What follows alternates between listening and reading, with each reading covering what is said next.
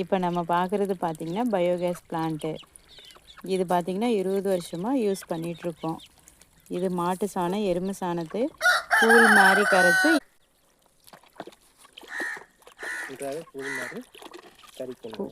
கூழ் மாதிரி கரைத்து இன்புட்டுக்கு அனுப்புகிறோம். இந்த கயிறு இழுக்கும் போது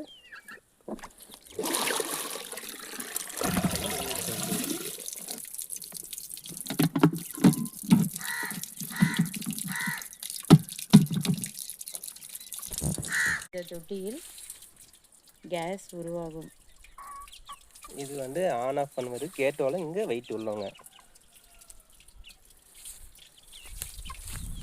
இந்த பைப் லைன் சமையலுக்கு தேவையான கேஸ் இந்த பைப் லைன் வழியாக செல்கிறது.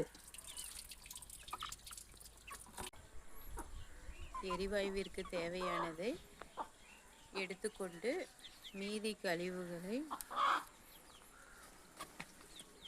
மீதி கழிவுகளை இந்த தொட்டியின் வழியாக வெளியேற்றுகிறது.